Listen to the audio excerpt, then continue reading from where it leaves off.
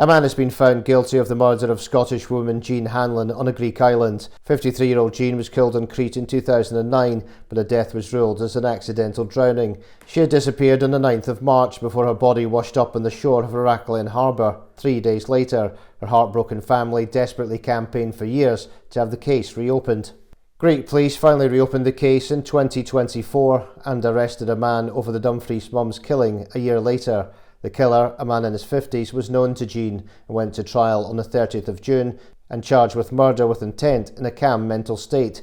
He repeatedly denied murdering the mum, but a court saw through his pleas and convicted him for the killing 17 years ago. The head judge told him the court declares him unanimously guilty. Prosecutors also admitted a proper probe into Jean's death was not carried out in 2009. While it was never confirmed that Jean made it to the harbour town near her home, as she was unable to drive, phone records show she called a friend that evening from the Heraklion area. She told her pal she was at a bar with an unknown man who spoke Greek but not with a native accent. Moments later, Jean sent a text to the same friend she had just spoken to that said help. The friend called back, but Jean assured him everything was okay. When Jean called him again an hour later, he was asleep and didn't pick up. The public prosecutor told the court Jean went with a man to the Marina Cafe where it appears she was not enjoying herself. She was constantly on the phone and called her friends to make their way there and join her. The person that has made their way with Jean to Heraklion from the case file and the evidence provided in the trial, and mostly from the defendant's testimony in front of us, I think it's obvious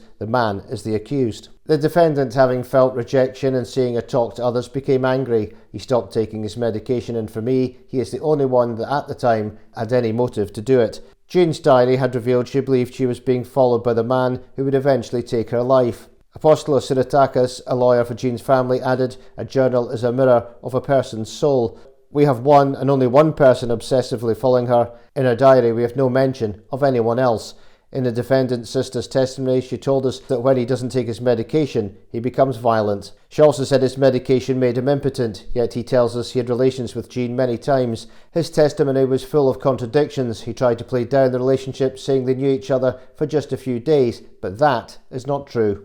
The killer had a claim of diminished responsibility recognised by the court over his mental health, meaning he will be given a reduced sentence. Jean's family never stopped searching for the truth. They hired private investigators and called for the evidence in the case to be reviewed until the case was finally reopened.